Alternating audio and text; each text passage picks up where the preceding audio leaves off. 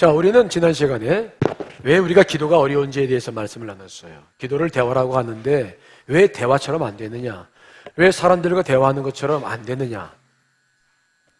그것은 대화긴 대화지만 우리가 하는 대화는, 기도를 통해서 하는 대화는 보이지 않는 영의 세계에 계신 영적인 존재이신 하나님과 하는 거예요. 그러니까 영의 세계를 잘 모르고 영적인 원리들을 잘 모르면 대화라고 하지만 대화가 자꾸 막혀요.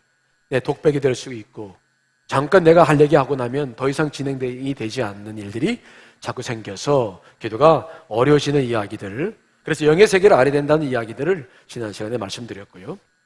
오늘은 기도와 영적 전쟁에 대한 이야기를 하려고 하는 거예요.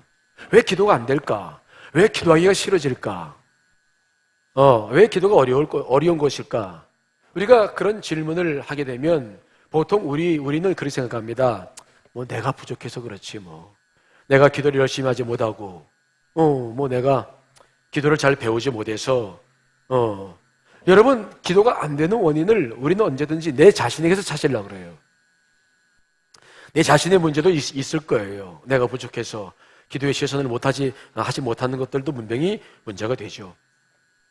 하지만 기도에 대해서는 내 자신의 문제라고만 생각하면 안 될 문제가 있어요. 그러면 어떤 문제가 있느냐? 기도를 하기 시작했을 때는 반드시 사탄의 방해가 시작돼요. 여러분, 사탄은 우리가 열심히 예배드리고 은혜 받을 때에는 가만히 있어요. 그냥 은혜 받으라고 하죠. 성경 열심히 읽고 묵상할 때도 그래 해라 내버려둬요. 우리가 교회 와서 열심히 봉사하고 헌신하고 그래도 사탄은 그냥 열심히 해. 괜찮아. 왜요? 그것 가지고는 자기들을 대항할 수 없음을 알아요. 그런데 기도를 하려고 그러면은, 기도를 하기 시작하면은 사탄은 달라집니다. 아니, 기도를 하지 않고 기도하려고 마음만 먹어도 상황이 바뀌어가죠. 왜 그러냐? 여러분, 기도를 하면 하늘의 문이 열리는 것을 그들은 알고 있어요. 그들은 영의 존재죠. 여러분, 기도를 하기 시작하면 막힌 문제들이 풀어진다는 것을 알아요. 기도를 하기 시작하면 사람이 변화되고, 기도하면 능력이 주어진다는 것을 그들은 알고 있어요. 다른 것으로는 사탄을 우리가 공격할 수 없지만 기도를 가지고는 얼마든지 우리가 대적할 수 있고 모든 일을 할 수 있다는 것을 알기 때문에 그들은 기도하는 일에 대해서는 가만히 있지 않아요. 그래서 기도할 때는 반드시 내만의 문제가 아니에요. 자꾸 문제가 일어나고 사건이 일어나고 기도를 할 수 없는 일들을 자꾸 만들어내는 것이죠.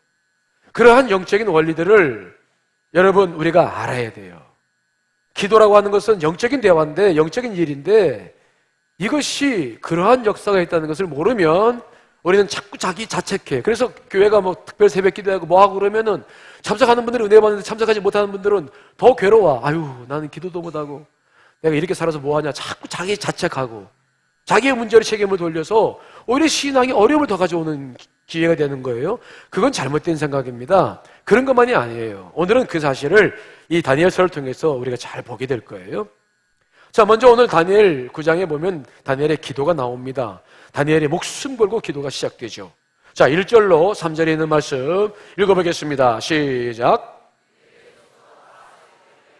다리오가 갈대아 나라 왕으로 세움을 받던 첫 해 동치 원년에 나 다니엘이 책을 통해 여호와께서 말씀으로 선지자 예레미야에게 알려주신 그 연설을 깨달았나니 그 예루살렘의 황폐함이 70년 만에 그치리라 하신 것이니라. 내가 금식하며 베옷을 입고 죄를 덮어 쓰고 주 하나님께 기도하며 간구하기를 결심하고. 다리오가 왕으로 다스리던 첫 해였어요. 원년이다. 이 다리오는 누구냐면은 고레스예요. 이사야가 예언했던 고레스예요. 그 당시에 이 고대 왕들은 여러 명칭들을 가지고 있죠. 그런 이야기를 하기는 지금 시간이 어렵고요. 그는 고레스였어요. 근데 그때 다니엘이 총료로 있었는데 이제 신바벨론 제국이 무너지고 바사 제국, 페르시아 제국이 일어났는데 그때 그 천년이 바로 고레스가 이제 다스리던 시기인데 그 첫 해에 다니엘이 말씀을 읽었어요. 그는 늘 말씀의 사람이죠. 기도의 사람입니다. 그는 구약의 성경을 가지고 있었어요. 그래서 그가 책을 읽었는데 예레미야서를 딱 읽었는데 그 예레미야서에 어떤 말씀이 나오냐면은 이제 포로 생활, 다니엘도 지금 포로 생활을 하고 있죠. 너희들의 포로 생활이 70년이면 끝이 난다는 예언의 말씀이 거기에 기록된 것을 발견한 거예요. 다니엘이. 깜짝 놀랐죠. 선지자 예레미야에게 알려주신 그 연설을 깨달았나니 곧 예루살렘의 황폐함이 70년 만에 그치리라. 와, 다니엘이 그 자세를 보고 눈을 바짝 띄었어요. 그때 읽었던 다니엘이 어떤 예레미야 말씀 읽었을까요? 예레미야 29장일 거예요. 자, 예레미야 29장 길으니까 1절과 10절만 읽어봅니다. 시작. 선지자 예레미야가 예루살렘에서 이 같은 편지를 느부갓네살이 예루살렘에서 바벨론으로 끌고 간 포로 중 남아있는 장로들과 제사장들과 선지자들과 모든 백성에게 보냈는데 10절 여호와께서 이와 같이 말씀하시니라. 바벨론에서 70년이 차면 내가 너희를 돌보고 나의 선한 말을 너에게 성취하여 너희를 이곳으로 돌아오게 하리라. 이곳은 예루살렘을 말하는 거예요. 예레미야가 근 40년 동안 남유다가 멸망하기 전에 말씀을 선포했고 그 다음에 바벨론이 3차 침공을 했는데 1차 침공했을 때 이제 다니엘이 그때 이제 잡혀갔었죠. 그 포로로 잡혀간 그 사람들에게 예레미야가 하나님으로부터 받은 말씀을 그들에게 보냈어요. 그래서 다니엘도 그 말씀을 가지고 있는 거예요. 근데 그 말씀을 딱 보니까 70년이에요. 70년, 포로 생활 70년이면 너희들이 포로에서 해방되고 다시 돌아올 것이다. 여러분, 다니엘이 포로로 잡혀간 횟수가 BC 주전 605년이에요. 바벨론이 1차로 남유다를 침공했을 때가 605년입니다. 그때 처음으로 다니엘과 몇몇 사람들이 잡혀갔어요. 우수한 사람들이. 그리고 지금 이 바사 제국이 일어나서 신바벨론을 무너뜨리고 페르시아 제국을 일으켜서 고레스가 지금 즉위했는데 그때가 언제냐면 역사를 찾아보면 주전 536년입니다. 계산해보면 정확하게 70년이 되는 시점이에요. 70년. 다니엘이 고레스 그 다리오 왕이 정치를 하기 시작한 그 첫 해에 구약 성경을 쭉 읽다가 예레미야서를 읽게 되었는데 거기서 70년이란 놀라운 숫자를 발견하는 거죠. 와, 70년. 그리고 계산해 보니까 지금 70년째예요. 와, 이건 정말 놀라운 일입니다. 그리고 또 뭘 발견했느냐? 구약 성경에 보면은 이 예루살렘의 회복이 예레미야서만 기록되어 있는 것이 아니죠. 이사야서에서는 그 전에 이미 이 고레스까지도 예언되어 있죠. 자, 이사야서 44장 28절과 45장 13절 읽어봅니다. 시작.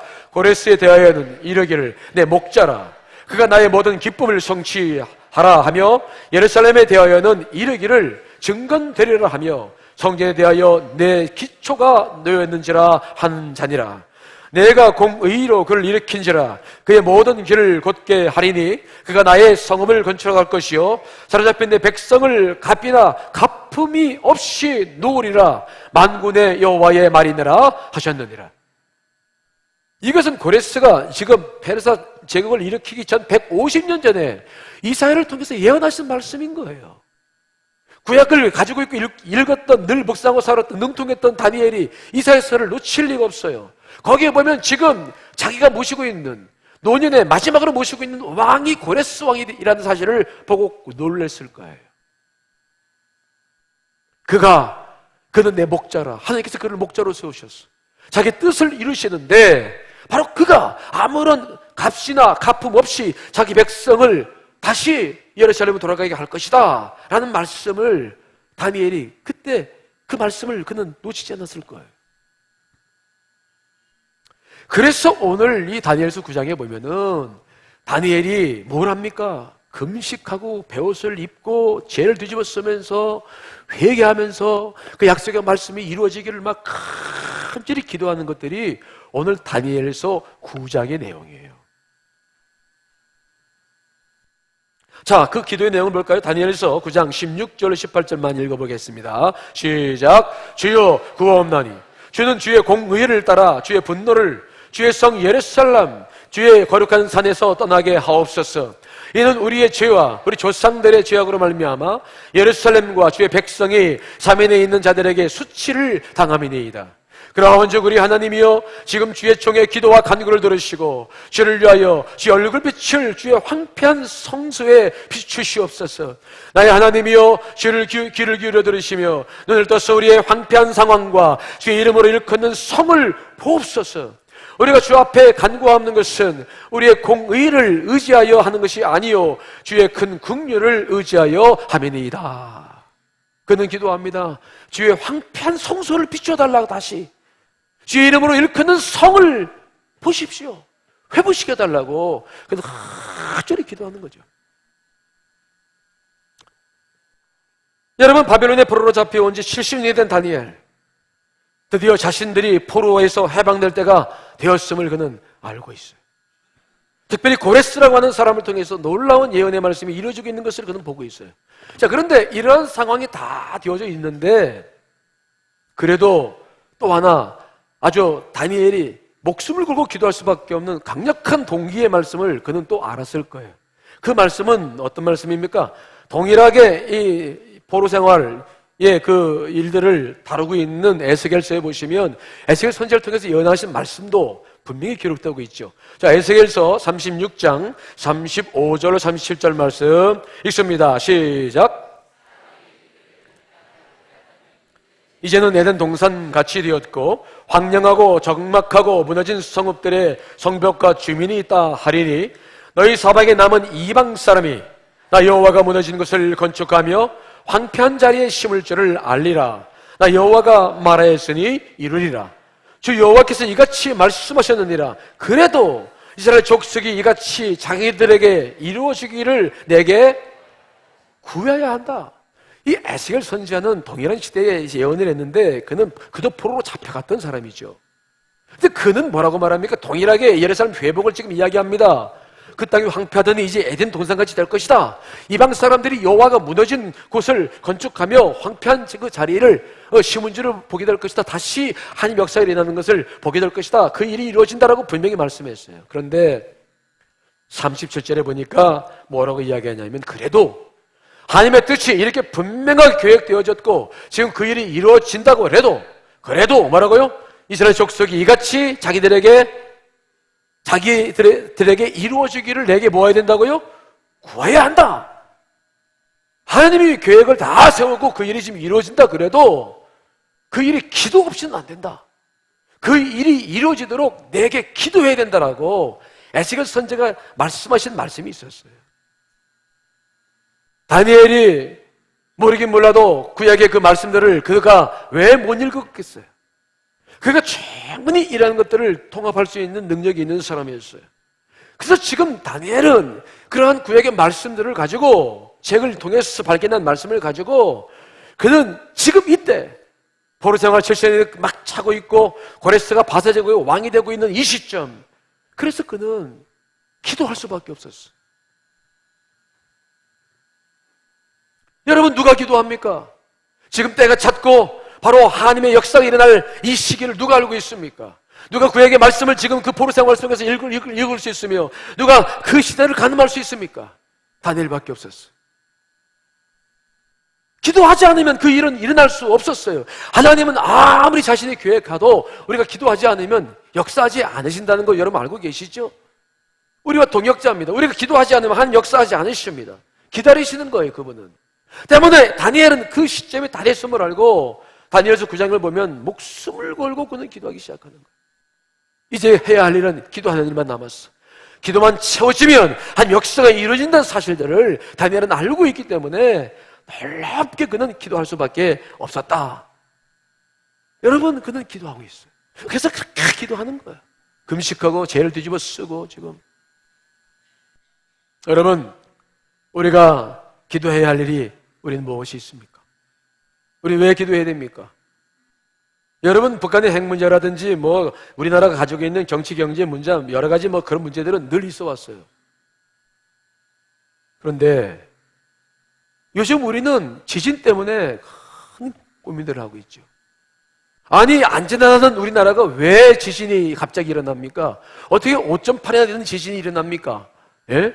그리고 4배, 5배나 되는 여진이 어제도 계속 일어나더라고요. 아니 어떻게 안전하다고 했던 우리 한국이 이렇게 지진 위험 국가가 됐습니까?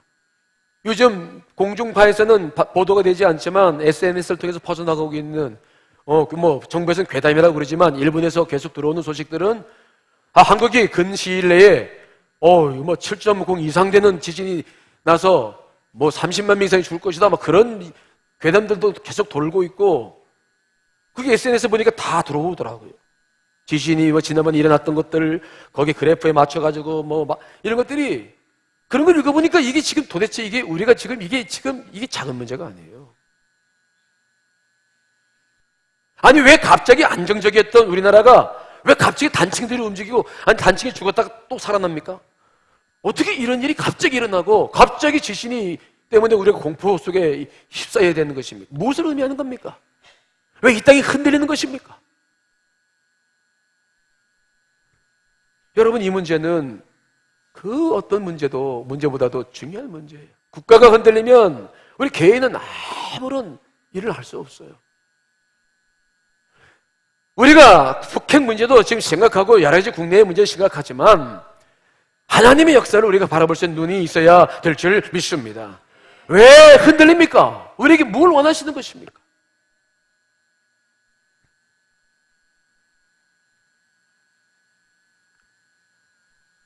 우리는 이 시대를 살아가면서 살아계신 하나님, 그분 속에서 그분이 역사하시는 것을 볼 수 있어야 돼요.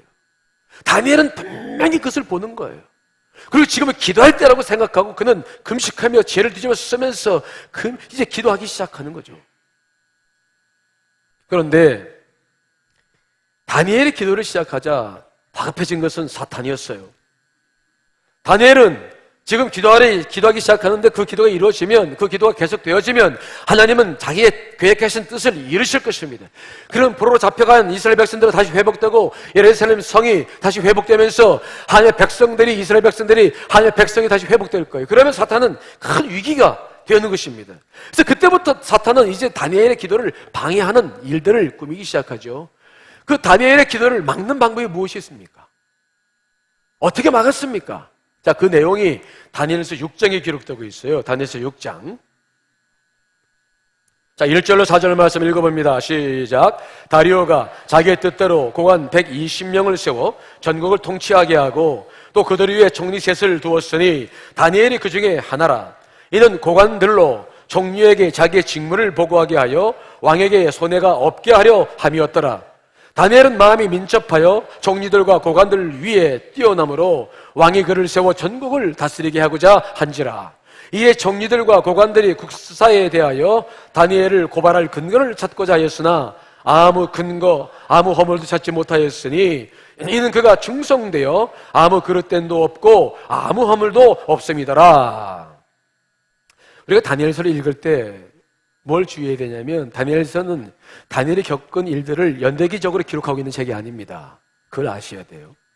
오늘 다니엘서 9장에 보시면 다리오가 첫 해라고 그랬어요. 오늘 다니엘서 6장에도 보면은 다리오가 총리와 고관들, 즉 전체의 나라를 다스리기 위해서 이제 고관 120명을 세워 전국을 통치하는 그 첫 해를 의미하는 겁니다. 그럼 왜 다니엘서가 이렇게 기록되고 있느냐? 다니엘서의 핵심은 다니엘이 경험하는 일이 중요한 것이 아니라 다니엘의 환상이 중심입니다. 그래서 환상을 중심으로 다니엘서가 기록되어 있기 때문에 다니엘서를 연대기적으로 이렇게 이해를 읽으면 앞뒤가 안 맞아요. 오늘 이 다니엘서 6장은 9장 뒤에 나와야 될 일인데 그 이후에 본 환상 때문에 앞에 기록되고 있어요. 중요한 것은 뭐냐? 왜 다니엘이 목숨을 걸고 기도하느냐? 6장의 문제를 어떻게 이해할 것이냐인데 그것은 9장과 깊은 연관성이 있어요.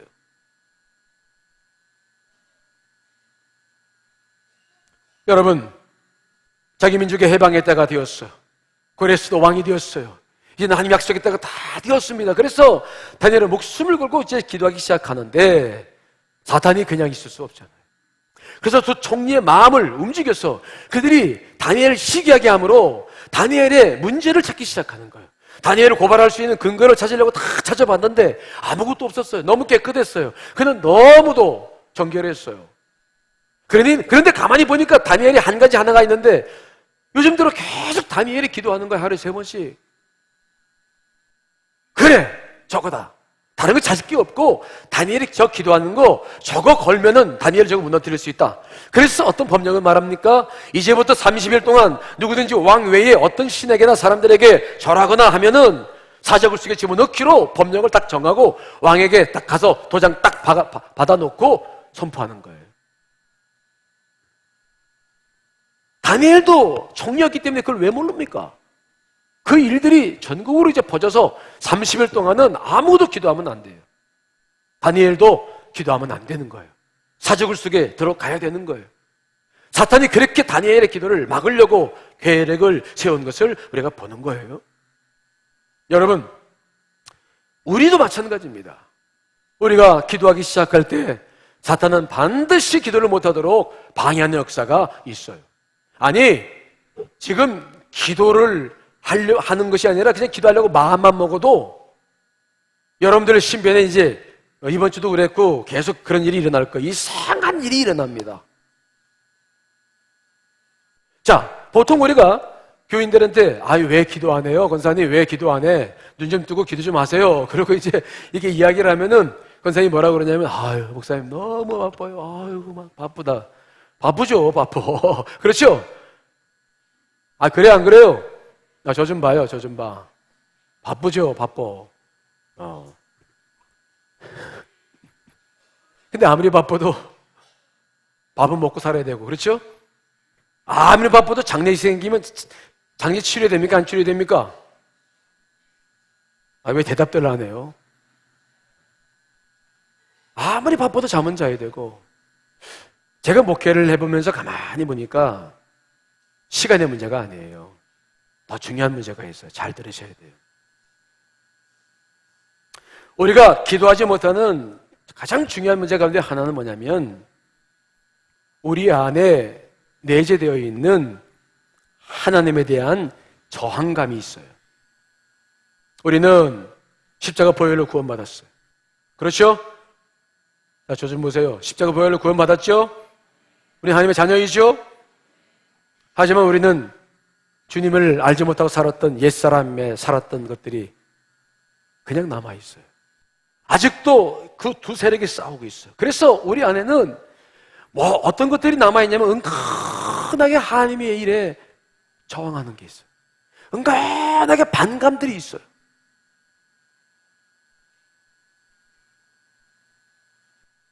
깊은 악의 뿌리예요. 아직도 옛사람으로부터 남아있는 은밀한 저항감. 기도를 시작하려고 했을 때에 사탄은 그 감정을 이용합니다. 여러분, 우리 안에 분명히 성령님이 계시고 십자가를 보혈로 구원 받았는데 우리 안에 은근한 이것들이 꼭 기도를 하려고 그러면 방해해요. 주의 일들을 방해해요. 자, 여러분 로마서 8장 7절 8절 말씀 읽습니다. 시작. 이는 하나님의 법에 굴복하지 아니할 뿐 아니라 할 수도 없음이라. 육신에 있는 자들은 하나님을 기쁘시게 할 수 없느니라. 예수를 믿고 있지만 아직도 우리가 완전히 성화되지 못했어. 우리 안에 남아있는 그 옛 자아가 있는데 이것들은 은근하게 하나님의 일에 꼭 반대를 해요. 기도하자 그러면은 기도해야지. 그 성령의 음성이죠. 그렇죠? 아멘 하겠습니다 이렇게 되면 되는데 꼭 하고 싶은 말이 있어. 그런데 저 바쁜데. 아니 기도는 해야 돼. 분명히 기도를 해야 되는 거 알아. 그런데 내 속에서는 은근하게 내키지 않아. 또 시작됐어. 또 시작됐어. 분명히 기도해야 된다는 것을 알고 있어요. 내가 무릎 꿇어야지 알고 있어요. 근데 내 안에 생기는 그 감정은 무엇입니까? 그 감정을 이용하는 것은 누굽니까? 그걸 여러분 본심이라고 생각하십니까? 내가 십자가로 구원받아서 성령이 내 안에 계신데 그 성령님께서 기도하는 일을 싫어하고 기도하자 그러면 변명되고 시간 없다고 그러고 그럽니까? 아니에요. 사탄이 그것을 이용하는 거예요. 여러분 기도하자 그러면은 은근하게 우리 안에 생기는 이런 저항감, 그래서 목사님이나 전사님들이 전화를 걸어가지고 또 다니엘 새벽 다니엘 기도 참석하시다 그러면 에이씨 또 전화했네. 에이 전화 와서 전사님이다 그러면 전화도 안 받는 사람이 있어. 문자를 교회에서 가도 그냥 받지도 않아. 아니 그게 지금 나쁜 일이에요? 아니 그게 지금 여러분들을 어디 오지로 몰아가는 거예요? 그게 한약회 해야 할 마땅한 일임에도 불구하고 싫어. 이해가 안 되죠. 싫어. 여러분 안에, 우리 안에 아직 그게 남아있어요. 그게 여러분 안에 지금도 사탄이 이용하고 있는 마음이에요. 교회 와서 예배를 드리다가도 조그마한 것만 트집 잡을 거 보이면 예배 집중 못해. 싹 그것만, 왜 목사님 머리가 저렇게 벗겨지냐, 요즘 왜 살이 찌냐 안 찌냐, 계속 그것만 보고 예배에 집중을 못해요. 아니 그게 무슨 상관이야. 그게 예배를 드리면 되는데 그게 집중을 못해요. 이상하게 하나 들어와서 그것이 있으면 예배 드리는데 내내 딴 생각하다가, 그럴 때마다 여러분 나사렛 예수님을 물리치시기를 간절히 축원합니다. 속아서는 안 되는 거예요. 여러분 안에 늘 그게 있다는 걸 잊어서는 안 돼요.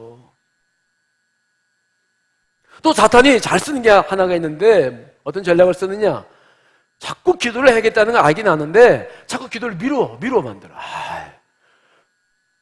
기도를 하려고 마음을 먹고 있는데 갑자기 무슨 생각이 드냐면, 근데 내 몸이 받쳐줄까? 아니 몸이 왜 안 받쳐줘? 지금까지 잘 살아왔는데. 근데 갑자기 어디 아픈 것 같아가지고, 이상하게 갈비뼈가 지금 어디 병원 가서 엑스레이를 찍어야 되나? 내가 지금 이거 아니 내 돈 괜찮았던 그 몸이 왜 갑자기 기도하자니까 몸이 어디 아픈 거 생각나요? 기도는 늘 할 수 있으니까 다음에 기도하고 이번에 병원 가서 정기 검진을 좀 받아야 될 것 같아. 갑자기 참 신기하죠? 아니 그리고 가만히 있었는데 고향에 계신 어머님을 못 찾아뵌 것이 죄송스러워. 이번 추석 때 너무 바빠가지고 못 찾아뵀는데, 아니 왜 내 돈 찾아뵙지 못하다가 갑자기 기도하자고 하니까 고향에 계신 어머님 생각나고 불효 막 심한 내 자신이 생각나고, 난 불효자야 이번 찾아봐야지. 아니 왜 지금 왜 이 시점에서 그 생각이 떠오르냐고. 그게 현실처럼 느껴져요. 그래서 기도하자고 아니야 나 그 일 해야 돼. 무슨 소리 하는 거야? 그리고 그게 막 현실이야. 그게 현실. 그거 왜 그래요? 자꾸 바쁜 일이 막 일어나. 만나자는 사람 더 만나고 식사하자는 사람 더 많고. 참 신기하죠. 응? 내가 몸이 이리 안 좋은데 고혈압이 있는데 새벽 공기 찬데 아직 안 차요. 아직 안 차. 아직 시원해. 아직 날이 뜨거워. 그런데 새벽에 그 찬바람 맸다가 내가 쓰러지면 어떡하지? 내가 괜히 걷다가 넘어지면 나 골다공증 생겨가지고 다리 부러질 텐데 안 부러져. 근데 그냥 그런 생각들이 몰려와요. 내가 새벽 기도 끝나고 가면 애들 밥을, 무슨 소리 하는 거야? 애들 학교까지 9시 등기고 돼 있는데 옛날처럼 8시도 가는데 9시인데 뭐가 늦어? 근데 내 안에서 그런 것들이 막 일어나면서, 여러분 이런 일이 생길 때마다 기억하셔야 될 게 있어요. 사탄이 여러분 안에서 하고 싶은 일이 뭐예요? 결론은 뭐예요? 결론은 기도 못하게 주저앉히는 거야. 결론은 그거예요. 기도하지 말라는 거예요. 너 기도할 수 없다는 거예요.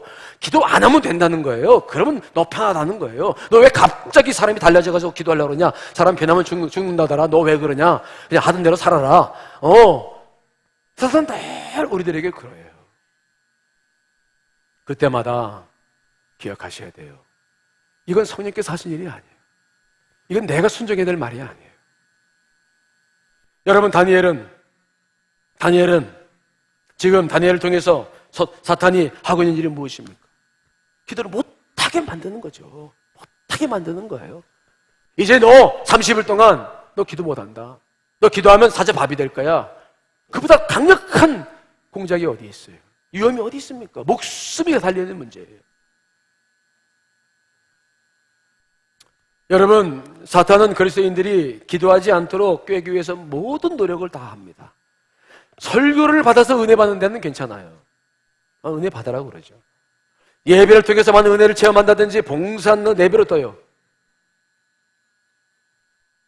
그 사람이 기도를 무시한 채 교회에서 무슨 일을 하든 상관하지 않아요. 그게 사탄의 특성이에요. 하여튼 기도만 빼놓고는 다 알아. 왜냐하면 아무리 말씀이나 예배나 봉사를 통해서 은혜를 받아도 그 힘으로는 자기들을 대적할 수 없음을 그들은 알고 있어요. 그러나 그리스도인들이 기도의 골방에 들어가 문을 닫으려고 할 때는, 그리스도인들이 하나님께 무릎을 꿇기 시작하면 사탄은 그때부터 요동치기 시작합니다. 왜냐하면 하나님의 자녀들은 기도로 모든 것을 할 수 있음을 그들이 알기 때문에. 그러므로 사탄은 우리가 기도할 수 없도록, 기도를 무력화시킬 수 있도록 그는 지금 모든 수단을 다 기울이죠. 오늘 예배 이후에도 내일 새벽까지 여러분들이 겪어야 될 많은 일들 가운데 무수한 일들은 여기에 포함되어 있을 거예요. 밤에 TV를 늦게까지 보거나 친구들을 늦게까지 만나 늦게 들어오거나, 마음은 기도하고 싶은 마음이 있는데 환경들은 계속해서 여러분들을 기도할 수 없는 환경으로 몰아갈 거죠. 그때 우리가 분명하게 그 사실을 알아차려야 되는 거예요. 사탄이 지금 하려고 하는 것은 무엇이냐? 무엇을 막는 것이냐? 지금 무엇을 하지 못하도록 하는 것이냐? 답은 딱 한 가지예요. 뭘 하지 못하도록 하는 겁니까? 기도하지 못하도록 하는 거예요. 기도의 자리에 못 나오도록 모든 조건을, 모든 방법을 다 동원하는 거예요. 다니엘은 그 사탄의 방해 공작을 어떻게 물리쳤습니까? 다니엘은 기도를 포기하지 않아요. 이제 그의 나이는 87살, 90에 가까운 나이예요. 바벨론의 포로로 잡혀서 70년을 하나님의 은혜로 살았어. 이제는 그는 아무 후회도 없어. 오직 민족이 해방되는 모습을 보기만 하면, 그가 바벨론에 먼저 포로로 잡혀와서 겪었던 수많은 일들은 가치가 있는 거야. 사제밥이 된다 그래도 그는 기도의 골방을 사수하는 거예요. 그게 이기는 방법이죠. 자, 다니엘서 6장 10절 읽습니다. 시작. 다니엘이 이 조서에 왕의 도장이 찍힌 것을 알고도 자기 집에 돌아가서는 윗방에 올라가 예루살렘으로 향한 창문을 열고 전에 하던 대로 하루 3번씩 무릎을 꿇고 기도하며 그의 하나님께 감사하였더라. 왕의 도장이 딱 찍혔어요. 이제는 아무도 기도하면 안 돼요. 그런데 다니엘이 행했던 것은 어디입니까? 왕궁을 떠나서 자기 기도의 골방으로 들어가는 거예요. 그는 기도를 포기하지 않습니다. 왜? 기도하지 않으면 한 역사가 이루어지지 않을 수 있으니까. 하나님의 계획이 다 세워졌어도 누군가 기도하지 않으면 한 역사하지 않으니까. 자기 목숨 하나 내놔서 그 기도가 상달된다면 그는 그 길을 선택하는 거예요. 그는 기도의 골방을 포기하지 않는 거예요. 그것이 바로 승리의 지점이라는 것을 알고 있었어요. 앤드류 모렐이라고 하는 유명한 영적인 영성 작가가 쓴 기도응답의 축복이라는 책을 보니까 영적 전쟁에 있어서 가장 중요한 전략적 요충지에 대한 이야기들을 해놓은 것이 있더라고요. 좀 읽어드릴까요? 전쟁을 지휘하는 장군이 적을 물리치기 위해서는 가장 중요한 전략 요충지를 차지해야 한다. 예를 들어 웰링턴 장군은 워터루의 전장에서 한 농가를 보고 즉시 그곳이 모든 상황의 열쇠라고 판단했다. 그는 그 장소를 점령하기 위해서 자신의 부대를 아끼지 않았다. 승리가 거기에 달려있기 때문이다. 그 농가를 점령한 웰링턴 장군은 마침내 승리를 얻었다. 이것은 그리스도인들과 어둠의 세력 간의 싸움에서도 마찬가지다. 은밀한 기도의 장소야말로 결정적인 승리를 확보할 수 있는 전략적 요충지다. 다니엘을 보십시오. 다니엘은 영적 전쟁을 승리로 이끌 전략 요충지를 가지고 있었습니까? 있었어요. 그가 영적 전쟁에서 승리할 수 있었던 비밀은 바로 자기 집에 윗방에 2층에 기도의 골방을 만들어 놓고 그 속에서 영적으로 싸우기 시작했다. 그가 섬기는 그 바사 제국은 온통 우상청지여서 어디서도 기도할 수 없었어요. 때문에 그는 자기 집에 기도 골방을 만들어 놓고 그는 거기서 기도했고, 그 방해 공작이 있어도 그는 그것을 포기하지 않은 거예요. 기도의 자리. 저도 이번에 이 전략 요충지, 이 기도의 골방이 얼마나 중요한지 늘 깨닫고 있는데, 이번에 금식하면서도 가보니까 거기에 그 기도 골방이 없었어요. 혼자 기도할 수 있는 데가 없어서 그 골방을 만들어가지고, 기도방을 만들어가지고, 그것을 뺏기지 않았어요. 금식을 하는 이유는 뭡니까? 내 안에서 일어나고 있는 그 반감, 육체에서 나오는 것들이죠. 이것들에게 펀치를 가하는 거예요. 그 육체의 힘을 빼는 거죠. 그런데 그 육체라고 하는 것은 금식만 가지고 이게 죽을 수 있는 게 아니에요. 육적으로는 먼저 힘을 빼야 되지만 영적으로는 기도해서 이게 죽어나가야지. 그렇지 않으면 안 돼요. 기도 없이는 승리가 이루어지지 않아요. 그래서 저는 가자마자 기도 골방을 만들어 놓고 계속 그곳을 빼앗기지 않았어요. 힘들고 어렵다고 그냥 눕고 싶고, 그렇지만 그렇다고 해서 그곳을 빼앗기면 영적으로 지는 거예요. 여러분, 우리가 아무리 분주하게 살고 아무리 힘들게 살아도 그 기도의 자리에 있지 않으면 우리는 지는 거예요. 우리가 아무리 힘들게 살고 어렵게 살고 열심히 사는 것이 다 허사가 되는 것입니다. 우리가 기도해야 될 기도의 골방은 어디에 있습니까? 다니엘은 우상이 섬기는 그곳이라서 어쩔 수 없이 자기 방에 세웠지만 이 시대에, 그러나 우리 민족은 감사한 것이 뭐냐? 교회가 있다는 거야.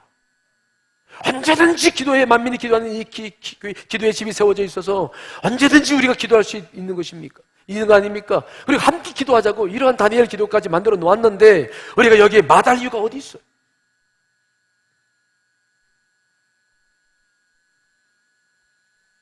다니엘은 사자밥이 되더라도 그 기도를 멈출 수가 없었어요. 그래서 자기 집으로, 왕궁을 떠나 자기 집으로 내려가서 6장 10절 말씀 보니까 전에 하던 대로 하루 3번씩 기도했다. 이 3번씩이라는 단어, 전에 하던 대로, 이거 2가지 해석할 수 있어요. 유대인들은 하루에 3번씩 기도해왔던 전통으로 이 말씀을 받아들일 수 있는데, 그러나 다니엘은 이방 나라에 포로로 잡혀왔었고 그는 그 큰 제국을 다스려야 되는 종이었어요. 그가 그 왕국에서 하루에 3번씩 기도하는 것은 쉽지 않았을 거예요. 저는 그래서 이 말의 의미를 매일 그가 하루에 3번 기도했다 그렇게는 보지 않고, 그가 지금 예레미야서와 이사야서를 통해서 바로 때가 다 되었음을 깨달았을 때, 이때 그는 국사도 중요하지만 자기 민족에 대한 문제를 포기할 수가 없어서 그는 이제 하루에 3번 기도하기로 결심을 하고 자기 기도의 골방으로 들어간 것으로 저는 이해하고 싶어요. 그는 집중할 수밖에 없었어요. 그래서 그는 이제 내가 해야 할 일은 다른 거 아니다. 이제 바벨론과 바사제 권리 살 일은 다 했고 내가 해야 하는 이 민족을 위해서 마지막 기도한 일이 아니겠는가? 그는 집중해서 기도하기에 힘을 씁니다. 특별히 다니엘서를 보면 마지막 다니엘 6장 10절 말씀 보니까 기도하면서 뭐라고 말씀했느냐? 하나님께 감사하더라. 뭘 감사했을까? 뭐가 감사해? 곧 사자밥에 될 텐데 뭐가 감사합니까? 감사하죠. 17살에 바벨론의 포로로 잡혀서 살았던 지난 70년, 수많은 왕권이 바뀌고 나라가 바뀌었지만, 그래서 목숨이 위태로울 때도 있었지만 하나님은 다니엘을 한 번도 놓지 않으셨어요. 지금도 바사제국이 시작되었어도 그는 총리가 되어 있어요. 그러니 얼마나 감사합니까? 사자밥이 되었어도 그는 후회가 없었어요. 그리고 이제 하나님께서는 자기의 마지막 기도를 들어주시고 그 다음에 이스라엘 민족을 해방시키고 저 예루살렘을 회복시킬 것을 바라봤을 때 그는 감사했을 거예요. 그래서 그는 마지막 기도하면서 감사하였다라고 기록하고 있는 것을 보는 거예요. 여러분은 분주한 삶 속에서 기도할 골방을 가지고 있습니까? 여러분, 기도를 방해하는 사탄과 맞설 지금 기도를 하고 있습니까? 우리 안에서 일어나고 있는 끊임없는 반감, 분주한 우리들의 삶, 결국 그것들이 목적하는 건 하나예요. 기도 못하게 하는 것이죠. 기도 안 해도 돼. 잘 자고 있는데 뭘. 다음에 해라. 그렇지 않아요. 지금 여러분들의 마음을 흔들게 하는 게 무엇입니까? 결국 사탄이 그것을 통해서 이루려고 하는 것은 무엇입니까? 뭘 작정하고 있습니까? 그것이 성령의 음성인지 사탄의 음성인지를 분별하시기를 간절히 축원합니다. 여러분, 이 사건의 결과가 어떻게 된지 아시죠? 다니엘서 6장. 그 결과가 무엇이었습니까? 다니엘은 살았어요. 그러나 중요한 것은 뭐냐? 다니엘이 사적으로 해서 죽지 않고 살았다는 게 중요한 것이 아닙니다. 다니엘 대신 두 총리가 사제밥이 되었다는 게 중요한 게 아닙니다. 이 일로 말미암아 다리오, 즉 고레스가 살아계신 하나님의 뜻을 이루었다는 것이 중요한 거예요. 다리오 왕은 다니엘을 사직을 속에 집어넣고 슬퍼하면서 밤새 잠을 자지 못했어요. 그러다가 새벽이 되니까 급히 달려가서 사직을 속에 달려가서 다니엘이 살아있는지 확인합니다. 살아계시는 하나님의 종 다니엘아, 내가 항상 섬기는 내 하나님이 사제들에게서 너를 구원하셨느냐? 라고 물었어요. 근데 놀랍게도 다니엘의 살아있는 음성이 들리는 것입니다. 왕이여, 원하건대 왕은 만수무강하옵소서. 나의 하나님이 이미 그의 천사를 보내어 사제들의 입을 봉하셨으므로 사제들이 나를 상의하지 못하였나이다. 이로써 내가 무지함이 명백히 졌나이다. 다니엘이 살아난 거예요. 놀래가지고 오늘 다니엘서 6장에 보시면 그 고레스가 하나님의 영광을 찬양하는 모습이 기록되고 있어요. 자, 그런 후에 다니엘을 얼싸안고 이 고레스 왕이 다니엘에게 무슨 말을 했을까요? 그 사직을 시켜서 살아나오고 있는 다니엘을 안고 그 다음에 나와야 될 대사가 뭐예요? 영화를 본다면 여러분 그렇게 살아난 사람들을 안고서는 그 다음 나올 대사가 뭐죠? 네가 살아났구나, 너무 좋다. 그러면서 그 다음에 나올 대사가 뭡니까? 뭘 바라느냐, 그렇죠? 나라의 절반이라도 주겠다, 이렇게 나와야 되는 거, 이게 대사잖아요 원래. 다니엘서는 그게 나오지 않지만 아마 그 다리오 왕이 그 다니엘을 안고 그랬을 겁니다. 이야, 네가 이렇게 정말 네 하나님이 살아계신 하나님이구나. 그러면서 막 전국에 하나님을 찬양하는 그 영을 반포하면서 뭐라고 얘기했을까요? 네 소원이 뭐냐? 다른 두 총리를 사직으로 집어넣으면서 뭐라고 얘기했어요? 네 소원이 뭐냐 그랬을 거 아니겠어요? 그때 다니엘이 무엇을 했을까요? 오늘 다니엘서는 저희는 기록되고 있지 않지만 제가 봤을 때는요, 에스라 말씀을 통해서 보면은 다니엘이 하는 건 딱 한 가지예요. 뭐냐? 다니엘이 자기가 읽은 구약의 말씀을 가져갔을 거예요. 그래서 예레미야 말씀도 읽어드리고 이사야서가 150년 전에 그 고레스 이름까지도 예언하셨던 그 말씀을 쩍하니 펼쳐 보이면서 왕이요, 당신이 이제 하실 일은, 이 살아계신 하나님께서 당신의 명하신 일은 한 가지입니다. 이 민족을 해방시키셔서 예루살렘을 회복시켜 주십시오. 아마 그거였을 거예요. 그 말씀들이, 그 내용들은 나와 있지 않지만 에스라서에 보면 그 말씀이 나와요. 에스라서 1장 1절로 3절 말씀이죠.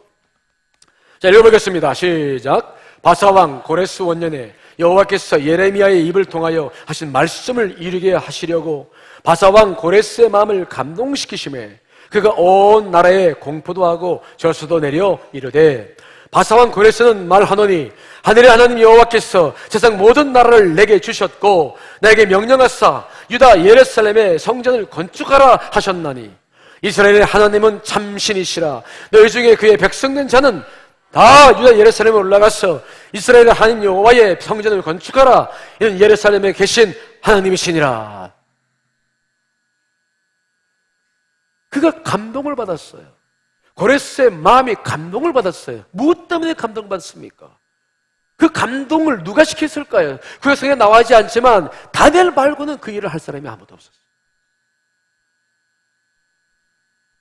어떤 나라의 제국이 자기 나라에서 맨 밑바닥 생활하고 있는 포로들을 아무 대가도 없이 풀어줍니까? 여러분, 출애굽했을 때 애굽의 바로가 이스라엘 민족들을 쉽게 풀어줬습니까? 아닙니다. 10가지의 재앙을 통해서 가까스로 풀어줬어요. 그럴 사람들이 아니에요. 그러나 이사야서에서 뭐라고 말씀했습니까? 아무 대가 없이 자기 민족을 풀어줄 것이다 예언하셨는데, 오늘 고레스가 이 일을 말미암아 하나님의 그 일을 그렇게 이루신 것을 우리가 보는 거예요. 하나님의 놀라운 위대한 계획이 다니엘의 기도로 말미암아 이루어진 줄 믿습니다. 그게 성경의 기록인 거예요. 자, 에어컨을 좀 틀어주세요. 좀 습진과 좋으신 분이 계신데 틀어주세요. 여러분, 기도를 짐으로 생각하지 마세요. 기도를 무거운 멍에로 생각하지 마세요. 그것은 선교해 주시는 마음이 아니라 사탄이 주시는 마음인 줄 믿습니다. 내 안에 있는 저항감, 함에 대한 반감, 옛사람이 남아있어요. 그것은 조금만 자극받으면 현실처럼 그것이 나를 움직입니다. 성령보다 훨씬 아직도 그게 가까운 분들이 많아요. 그러면 우리는 늘 거기에 순종하느라고 성령의 음성의 귀를 못 기울여 살아. 이번에는 그러한 우를 범하지 않으시기를 간절히 축원합니다. 절대적으로 손해죠. 여러분들이 기도하지 않으면은 아무리 여러분들이 소원해도 아무 일도 일어나지 않아요. 지금 이 나라의 민족이 처한 현실을 보십시오. 지금 저 지진 때 활성화된 그 지진 단층에는 거기에는 전부 원자력 발전소들이 연결되어 있어요. 여러분, 이거 심각한 문제입니다. 이건 우리가 그냥 이렇게 웃어넘길 문제가 아니에요. 하나님께서 이 나라의 민족을 다루실 때에 우리는 아무도 생각지 못한 일을 하고 계시는 거예요. 우리가 얼마나 하나님으로부터 축복을 받았습니까? 지난 130년 동안 이 민족이 이렇게 살 줄 누가 알았습니까? 누구도 예상 못했어요. 그러나 이 민족이 지금 무엇을 향해 가고 있습니까? 절대 작은 일이 아니에요.